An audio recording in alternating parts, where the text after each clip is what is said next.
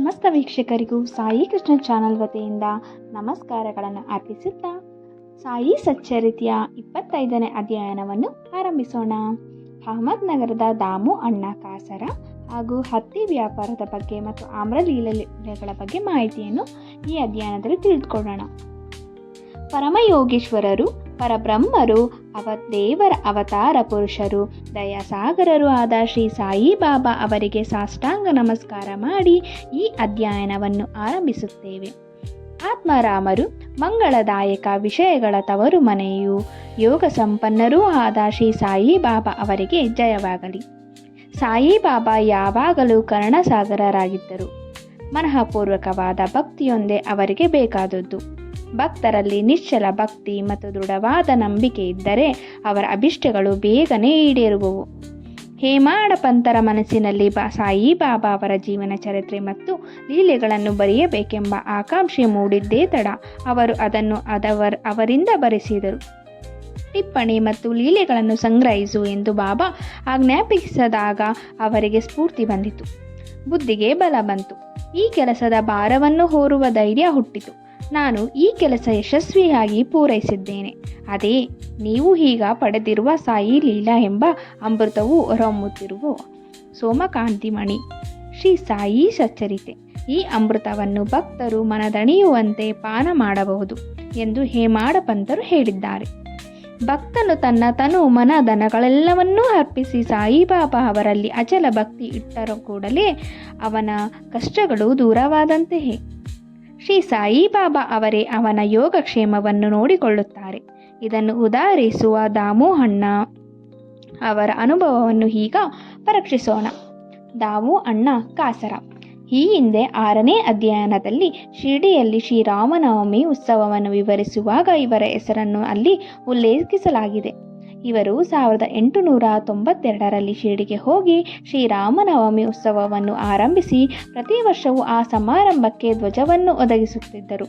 ಅಲ್ಲಿಯೇ ಬರುತ್ತಿದ್ದ ಬಡಬಗ್ಗರಿಗೆ ಅನ್ನದಾನ ಮಾಡುತ್ತಲೂ ಇದ್ದರು. ಹತ್ತಿ ವ್ಯಾಪಾರ. ದಾಮು ಅಣ್ಣ ಅವರ ಸ್ನೇಹಿತನೊಬ್ಬನು ಪಾಲುಗಾರಿಕೆಯ ಮೇಲೆ ಹತ್ತಿ ವ್ಯಾಪಾರ ಮಾಡಲು ಅವರನ್ನು ಪ್ರಚೋದಿಸಿದನು. ಒಂದು ಸಣ್ಣ ವ್ಯವಹಾರದಲ್ಲಿ 2 ಲಕ್ಷ ರೂಪಾಯಿಗಳ ಲಾಭ ದೊರೆಯುವುದೆಂದು ಕಾಗದ ಬರೆದು ತಿಳಿಸಿದನು. ದಲ್ಲಾಳಿಯೂ ಸಹ ಸಮಯ ಚೆನ್ನಾಗಿದೆ ಎಂದು ಹೇಳಿದ್ದನು. ದಾಮು ಅಣ್ಣ ಸ್ವಲ್ಪ ಹೊತ್ತು ಯೋಚಿಸಿದರು, ಆದರೆ ಯಾವ ನಿರ್ಧಾರಕ್ಕೂ ಬರಲಾಗಲಿಲ್ಲ. ತಾವು ಬಾಬಾ ಅವರ ಭಕ್ತರಾಗಿದ್ದರಿಂದ ಅವರನ್ನು ಈ ವಿಚಾರವಾಗಿ ಕೇಳಬೇಕೆಂದು ಕೂಡಲೇ ಶ್ಯಾಮ ಅವರಿಗೆ ಪತ್ರ ಬರೆದು ಬಾಬಾ ಅವರ ಅಭಿಪ್ರಾಯವನ್ನು ತಿಳಿಸಬೇಕೆಂದು ಕೋರಿದರು. ಮಾರನೇ ದಿನ ಶ್ಯಾಮ ಪತ್ರವನ್ನು ನೋಡಿ ಬಾಬಾ ಮಸೀದಿಗೆ ಬಂದ ಕೂಡಲೇ ಅದನ್ನು ಅವರ ಮುಂದಿಟ್ಟರು. ಆಗ ಬಾಬಾ ಈ ಪತ್ರ ಯಾರದು, ಸಮಾಚಾರವೇನು ಎಂದು ವಿಚಾರಿಸಲು ಶ್ಯಾಮ ಅವರು, ನಗರದ ದಾಮು ಅಣ್ಣ ಅವರು ನಿಮ್ಮಲ್ಲಿ ಕೆಲವು ವಿಷಯಗಳನ್ನು ಅರಿಕೆ ಮಾಡಿಕೊಂಡಿರುತ್ತಾರೆ ಎಂದರು. ಅದಕ್ಕೆ ಬಾಬಾ ಅವರು, ಅವನೇನು ಬರೆಯುತ್ತಾನೆ, ಅವನ ಯೋಚನೆ ಏನು, ದೇವರು ಕೊಟ್ಟಿರುವುದಲ್ಲಿ ತೃಪ್ತಿ ಪಡೆಯದೆ ಗಗನವನ್ನು ಮುಟ್ಟುವ ಪ್ರಯತ್ನ ನಡೆದಿರುವಂತಿದೆ, ಓದು, ಪತ್ರವನ್ನು ಓದು ಎಂದರು. ಆಗ ಶ್ಯಾಮ, ನೀವು ಹೇಳುವುದೇ ಪತ್ರದಲ್ಲಿ ಲಿಖಿತವಾಗಿದೆ. ಓ ದೇವ, ನೀವು ಮಾತ್ರ ಪ್ರಸನ್ನ ಚಿತ್ತರಾಗಿ ಕುಳಿತು ಬೇರೆಯವರನ್ನು ಗೊಂದಲಕ್ಕೆ ಈಡು ಮಾಡುತ್ತೀರಿ. ಅವರು ಬಳಲಿದಾಗ ಕೆಲವರನ್ನು ಸಮ್ಮುಖವಾಗಿ ಮತ್ತೆ ಕೆಲವರನ್ನು ಪತ್ರ ಮುಖೇನ ನೀವು ಬರಮಾಡಿಕೊಳ್ಳುತ್ತೀರಿ. ಪತ್ರದಲ್ಲಿರುವ ವಿಚಾರಗಳು ತಮಗೆ ತಿಳಿದರೂ ಸಹ ನನ್ನನ್ನೇಕೆ ಓದಲು ಒತ್ತಾಯಪಡಿಸುತ್ತಿದ್ದೀರಿ ಎಂದರು. ಅದಕ್ಕೆ ಬಾಬಾ, ಓ ಶ್ಯಾಮ, ದಯವಿಟ್ಟು ಪತ್ರ ಓದು. ನನ್ನನ್ನು ನಂಬಿದವರ ಸಂಗಡ ಮನಸ್ಸಿಗೆ ಬಂದ ಹಾಗೆ ಮಾತಾಡುತ್ತೇನೆ ಅಷ್ಟೇ ಎಂದರು. ಶ್ಯಾಮ ಪತ್ರವನ್ನು ಓದುತ್ತಿದ್ದರು. ಬಾಬಾ ಅವರು ಗಮನವಿಟ್ಟು ಕೇಳಿ ಕನಿಕರದಿಂದ, ಈ ದಾಮು ಅಣ್ಣ ಹುಚ್ಚನಾಗಿದ್ದಾನೆ. ದೇವರು ಕೊಟ್ಟಿರುವುದರಲ್ಲಿ ತೃಪ್ತಿ ಪಡೆಯುವಂತೆ ಹೇಳು. ಲಕ್ಷ ರೂಪಾಯಿಗಳಿಗೆ ಚಿಂತಿಸದಿರಲಿ. ಅವನ ಮನೆಯಲ್ಲಿ ಯಾವುದಕ್ಕೂ ಕೊರತೆ ಇಲ್ಲ. ಈ ರೀತಿ ಬರೆ ಎಂದರು. ಶ್ಯಾಮ ಅವರು ಹಾಗೆ ಉತ್ತರ ಬರೆದು ಕಳುಹಿಸಿದರು. ಇದನ್ನು ನೋಡಿದ ದಾಮು ಅಣ್ಣ ಅವರ ಆಸೆ ಎಲ್ಲ ಮಣ್ಣು ಪಾಲಾಯಿತು. ಬಾಬಾ ಅವರನ್ನು ಈ ಬಗ್ಗೆ ಸಮಾಲೋಚಿಸುತ್ತಿದ್ದೇ ತಪ್ಪಾಯಿತೆಂದು ಅವರು ಭಾವಿಸಿದರು. ಆದರೆ ಶ್ಯಾಮ ಅವರು ತಮ್ಮ ಉತ್ತರದಲ್ಲಿ ಪತ್ರ ಮುಖೇನ ಉತ್ತರ ಪಡೆಯುವುದಕ್ಕೂ ಮತ್ತು ಸಮಕ್ಷಮ ಪಡೆಯುವುದಕ್ಕೂ ವ್ಯತ್ಯಾಸವಿದೆ ಎಂದು ಬರೆದುದರಿಂದ ಕೂಡಲೇ ಶಿರ್ಡಿಗೆ ದಾಮು ಅಣ್ಣ ಆಗಮಿಸಿದರು. ಬಾಬಾ ಅವರನ್ನು ಸಂದರ್ಶಿಸಿ ಅವರ ಪಾದ ಸಂವಹನ ಮಾಡುತ್ತಾ ಅವರ ಮುಂದೆ ಮೂಕನಂತೆ ಕುಳಿತರು. ಬಾಬಾ ಅವರನ್ನು ಪುನಃ ಕೇಳುವ ಧೈರ್ಯವಿರಲಿಲ್ಲ. ಆಗ ಮನಸ್ಸಿನಲ್ಲಿಯೇ ಅವರು, ಬಾಬಾ ನನಗೆ ಈ ವ್ಯವಹಾರದಲ್ಲಿ ಸಹಾಯವೆಸಗಿದರೆ ಲಾಭದ ಕೆಲವು ಭಾಗವನ್ನು ನಿಮಗೆ ಅರ್ಪಿಸುವನೆಂದಿದ್ದರು. ಈ ರೀತಿ ದಾಮು ಅಣ್ಣ ಮನಸ್ಸಿನಲ್ಲಿ ಯೋಚಿಸುತ್ತಿದ್ದಾಗ ಭೂತ ಭವಿಷ್ಯ ವರ್ತಮಾನಗಳನ್ನು ತಿಳಿದ ಬಾಬಾ ಅವರಿಗೆ ಅದು ತಿಳಿಯದೇ ಇರಲಿಲ್ಲ. ಮಗುವು ರುಚಿಯಾದ ಪದಾರ್ಥಗಳನ್ನು ಆಶಿಸುತ್ತದೆ, ಆದರೆ ತಾಯಿ ಕಂದನ ಆರೋಗ್ಯಕ್ಕಾಗಿ ಕಹಿ ಗುಳಿಗೆಗಳನ್ನು ತಿನ್ನಿಸುತ್ತಾಳೆ. ಹಾಗೆಯೇ ಬಾಬಾ ದಾಮು ಅಣ್ಣ ಕಾಸರ ಅವರ ಇಂಗಿತವನ್ನರಿತು, ಬಾಬು, ನಾನು ಪ್ರಾಪಂಚಿಕ ಈ ಭೋಗ ವಸ್ತುಗಳ ಗೊಂದಲದಲ್ಲಿ ಲಾಭಕ್ಕೆ ಹಂಚಿಕೆ ಇಚ್ಛಿಸುವುದಿಲ್ಲ ಎಂದರು.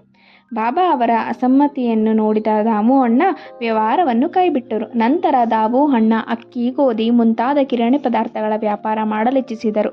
ಆಗಲೂ ಸಹ ಬಾಬಾ ತಮ್ಮ ಅಂತರ್ದೃಷ್ಟಿಯಿಂದ ಅವರ ಇಂಗಿತ ತಿಳಿದು, ನೀನು 1 ರೂಪಾಯಿಗೆ 5 ಸೇರಿನಂತೆ ಕೊಂಡು 7 ಸೇರಿನಂತೆ ಮಾರಬೇಕಾಗುತ್ತದೆ ಎಂದರು. ಆದುದರಿಂದ ಅದನ್ನು ಕೈಬಿಟ್ಟರು. ಮೊದಮೊದಲು ಧಾನ್ಯಗಳ ಬೆಲೆ ಏರಿದವು. ಬಾಬಾ ಅವರ ಮಾತು ಸುಳ್ಳು ಎಂಬಂತೆ ದರ ಹೆಚ್ಚುತ್ತಲೇ ಇದ್ದವು. 2-3 ತಿಂಗಳ ನಂತರ ಚೆನ್ನಾಗಿ ಮಳೆಯಾಯಿತು. ಎಲ್ಲೆಡೆಯೂ ಮಳೆಯಾಗಿ ಒಮ್ಮೆಲೆ ಧಾನ್ಯಗಳ ಬೆಲೆ ಇಳಿದವು. ಧಾನ್ಯ ಶೇಖರಿಸಿದ ವರ್ತಕರಿಗೆ ನಷ್ಟವಾಯಿತು. ದಾಮು ಅಣ್ಣ ಅವರ ಸ್ನೇಹಿತನಿಗೆ ಹತ್ತಿ ಸಟ್ಟ ವ್ಯಾಪಾರದಲ್ಲಿ ಅಪಾರ ಹಾನಿಯಾಯಿತು.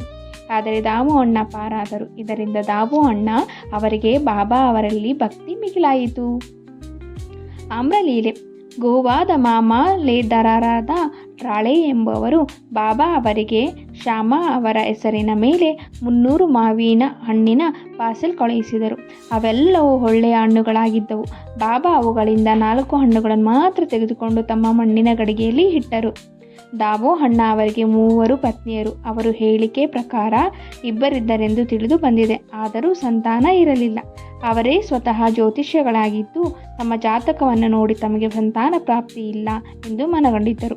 ಆದರೆ ಬಾಬಾ ಅವರಲ್ಲಿ ಅವರ ನಿಸ್ಸೀಮ ಭಕ್ತಿ. ಮಾವಿನ ಹಣ್ಣಿನ ಪಾರ್ಸೆಲ್ ಬಂದು 2 ತಾಸಿನ ಮೇಲೆ ದಾಮು ಅಣ್ಣ ಅವರು ಮಸೀದಿಗೆ ಪೂಜೆ ಮಾಡಲು ಬಂದರು.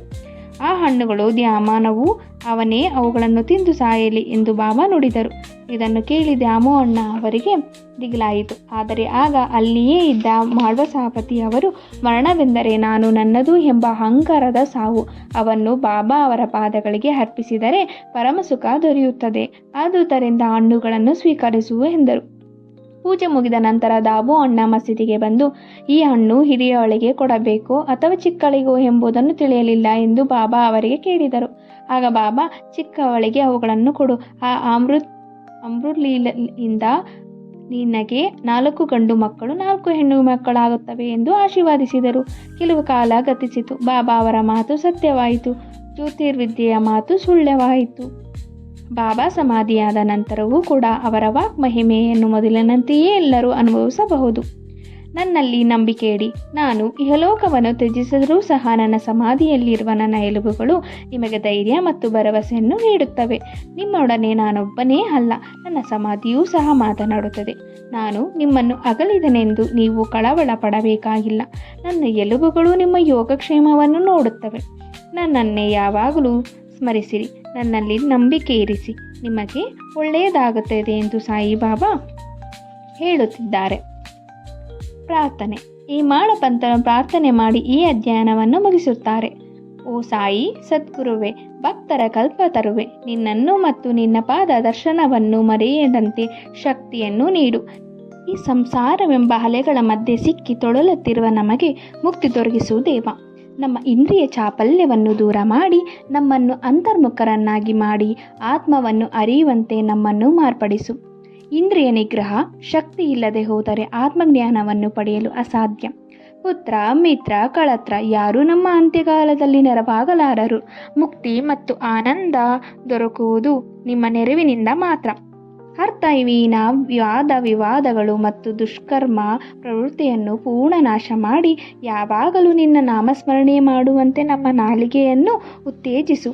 ಅಶಾಂತಿಯನ್ನು ತೊಲಗಿಸಿ ನಮ್ಮನ್ನು ನಿಶ್ಚಲ ಮತ್ತು ಪ್ರಸನ್ನ ಚಿತ್ತರನ್ನಾಗಿಸು. ನಿನ್ನ ದಯೆ ಮತ್ತು ಪೂರ್ವಜನ್ಮದ ಪುಣ್ಯ ವಿಶೇಷಗಳ ಪ್ರಯುಕ್ತ ಈಗ ನಿನ್ನ ಲೀಲಾಮೃತದ ಭೋಜನ ಮಾಡಿಸಿ ನಮ್ಮನ್ನು ಆತ್ಮಜ್ಞಾನದ ಸಂಕೋಲೆಯಿಂದ ನೀನು ವಿಮುಕ್ತಿ ಮಾಡಿದರೆ ನಾವೇ ಧನ್ಯರು. ಸೂಚನೆ. ಈ ಸಂದರ್ಭದಲ್ಲಿ ದಾಮು ಅಣ್ಣ ಅವರ ಹೇಳಿಕೆಯನ್ನು ಪರಿಶೀಲಿಸುವುದು ಸೂಕ್ತವಾಗಿ ಕಂಡುಬರುತ್ತದೆ. ನಾನು ಕೆಳಕಂಡ 2 ಪ್ರಶ್ನೆಗಳನ್ನು ವಿಚಾರ ಮಾಡಿಕೊಂಡು ಬಾಬಾ ಅವರ ಮುಂದೆ ಕುಳಿತಾಗ ದೊರಕಿದ ಉತ್ತರಗಳು ಈ ರೀತಿ ಇದೆ. ನಿಮ್ಮ ಹತ್ತಿರ ಅನೇಕರು ಗುಂಪಾಗಿ ಬರುತ್ತಾರೆ. ಅವರೆಲ್ಲರಿಗೂ ಫಲ ದೊರೆಯುವುದೇ? ಬಾಬಾ ಅವರ ಉತ್ತರ. ಪುಷ್ಪಭರಿತವಾದ ಮಾವಿನ ವೃಕ್ಷವನ್ನು ನೋಡು. ಆ ಹೂಗಳೆಲ್ಲವೂ ಫಲವಾದರೆ ಎಷ್ಟು ಹೊಳಿತು. ಆದರೆ ಎಲ್ಲವೂ ಹಣ್ಣಾಗುತ್ತವೆಯೇ? ಎಷ್ಟೋ ಪುಷ್ಪಗಳು ಚಳಿ, ಗಾಳಿ, ಬಿಸಿಲು ಇವುಗಳಿಗೆ ಸಿಕ್ಕಿ ಉದುರಿ ಹೋಗುತ್ತವೆ. ಕೆಲವು ಮಾತ್ರ ಫಲವಾಗಿ ಹಣ್ಣುಗಳಾಗುತ್ತವೆ. ನೀವು ಸಮಾಧಿ ಹೊಂದಿದರೆ ನಾನೆಷ್ಟು ನಿರಾಧಾರನಾಗಿರುತ್ತೇನೆ. ನಾನು ಬದುಕಿರುವುದು ಹೇಗೆ ಸಾಧ್ಯ? ಉತ್ತರ: ನೀನು ಎಲ್ಲಿಯಾದರೂ ಇರು, ಏನೇ ಮಾಡುತ್ತಿರು, ನನ್ನನ್ನು ನೀನು ಸ್ಮರಿಸಿದಾಗಲೆಲ್ಲ ನಾನು ನಿನ್ನ ಬಳಿಯೇ ಇರುತ್ತೇನೆ.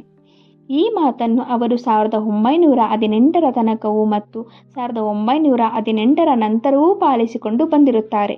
ಈಗಲೂ ನನ್ನೊಡನೆ ಇದ್ದಾರೆ, ನನಗೆ ಮಾರ್ಗದರ್ಶಕರಾಗಿದ್ದಾರೆ ಬಾಬಾ. ಸುಮಾರು 1910-11ರಲ್ಲಿ ನನ್ನ ಅಣ್ಣ ತಮ್ಮಂದಿರು ಪಾಲಾಗಿ ನನ್ನಿಂದ ಬೇರೆ ಬೇರೆ ಆದರು. ಅದೇ ಸಮಯದಲ್ಲಿ ನನ್ನ ತಂಗಿಯೂ ಮೃತಳಾದಳು. ನನ್ನ ಮನೆಯಲ್ಲಿ ಕಳವೂ ಆಗಿ ಪೊಲೀಸವರಿಂದ ವಿಚಾರಣೆಯಾಯಿತು. ಇವೆಲ್ಲವೂ ಒಟ್ಟಿಗೆ ಸೇರಿ ನನ್ನ ಮನಸ್ಸು ಅಲ್ಲೋಲ ಕಲ್ಲೋಲವಾಯಿತು. ಆಗ ಬಹಳ ಜಿಗುಪ್ಸೆಗೊಂಡಿದ್ದೆನು. ನನ್ನ ತಂಗಿಯ ಮರಣದ ನಂತರ ಆಹಾರವನ್ನು ತೊರೆದಿದ್ದೆ. ಆದರೆ ಬಾಬಾ ಅವರಲ್ಲಿಗೆ ಹೋದಾಗ ಅವರು ನನ್ನ ಉಪದೇಶದಿಂದ ನನ್ನನ್ನು ಸಂತಸಗೊಳಿಸಿ ಅಪ್ಪ ಕುಲಕರ್ಣಿಯವರ ಮನೆಯಲ್ಲಿ ಹಣೆಗೆ ಗಂಧವಿಟ್ಟು ಹಬ್ಬದ ಊಟ ಮಾಡಲು ಹೇಳಿದರು. 30 ವರ್ಷಗಳಿಂದಲೂ ಸ್ನೇಹಿತನಾಗಿ ನನ್ನ ಜೊತೆಯಲ್ಲೇ ಇದ್ದ ಒಬ್ಬನು ನನ್ನ ಪತ್ನಿಯ ಆಭರಣಗಳನ್ನು, ಪೆಟ್ಟಿಗೆಯನ್ನು ಮತ್ತು ಅವಳ ಮಂಗಳದಾಯಕ ಮೂಗುತಿಯನ್ನು ಸಹ ಕದ್ದನು. ಆಗ ನಾನು ಬಾಬಾ ಅವರನ್ನು ಫೋಟೋದ ಮುಂದೆ ನಿಂತು ಕಣ್ಣೀರಿಟ್ಟೆನು. ಮರುದಿನವೇ ನನ್ನ ಸ್ನೇಹಿತನು ತೆಗೆದುಕೊಂಡು ಹೋಗಿದ್ದ ಎಲ್ಲ ವಸ್ತುಗಳನ್ನು ಮರಳಿ ತಂದು ಕೊಟ್ಟನು. ನನ್ನಲ್ಲಿ ಕ್ಷಮೆ ಬೇಡಿದನು. ಶ್ರೀ ಸಾಯಿ ಪ್ರಣಾಮಗಳು. ಸೊ ಸಾಯಿಬಾಬಾ ಅವ್ರನ್ನ ನಾವು ನಂಬಿದಾಗ ಪ್ರತಿಯೊಂದು ಹಂತದಲ್ಲೂ ಬಂದು ಅವರು ಕಾಪಾಡ್ತಾರೆ. ಅವರು ಜೀವಂತ ಇರುವಾಗಲೂ ಈ ಮಾತನ್ನು ನಡೆಸ್ಕೊಂಡಿದ್ದು, ನಂತರವೂ ಈ ಮಾತು ನಡೆಸ್ಕೊಂಡು ಹೋಗ್ತಾ ಇದ್ದಾರೆ. ಅವರಿಂದ ನಮ್ಮ ಬಾಳಿನಲ್ಲಿ ಬೆಳಕು ಅರ್ಧೇ ಹರಿಯುತ್ತೆ. ನಂಬಿಕೆ, ಶ್ರದ್ಧೆ ಅನ್ನೋದು ನಮ್ಮಲ್ಲಿ ಖಂಡಿತ ಇದ್ದರೆ ಫಲ ಸಿದ್ಧಿಯಾಗೇ ಆಗುತ್ತೆ ಅಂತ ಹೇಳ್ತಾ ಈ ಅಧ್ಯಯನವನ್ನು ಮುಗಿಸ್ತಾ ಇದ್ದೀನಿ. ಎಲ್ಲರಿಗೂ ಶುಭವಾಗಲಿ, ಸಾಯಿ ಎಲ್ಲರಿಗೂ ಒಳ್ಳೆಯದಲ್ಲಿ ಮಾಡಲಿ ಅಂತ ಬೇಡ್ಕೊಳ್ತಾ, ಯಾರಿಗೆಲ್ಲ ಈ ವಿಡಿಯೋ ಇಷ್ಟ ಆಯಿತು ಪ್ಲೀಸ್ ಲೈಕ್ ಮಾಡಿ, ಶೇರ್ ಮಾಡಿ. ಇನ್ನೂ ಯಾರು ನನ್ನ ಚಾನಲ್ನ ಸಬ್ಸ್ಕ್ರೈಬ್ ಮಾಡ್ಕೊಂಡಿಲ್ಲ ಪ್ಲೀಸ್ ಸಬ್ಸ್ಕ್ರೈಬ್ ಮಾಡ್ಕೊಳ್ಳಿ. ಸಬ್ಸ್ಕ್ರೈಬ್ ಮಾಡ್ಕೊಂಡಿರೋ ಪ್ರತಿಯೊಬ್ಬ ವೀಕ್ಷಕರಿಗೂ, ಪ್ರತಿಯೊಬ್ಬ ಸಬ್ಸ್ಕ್ರೈಬರ್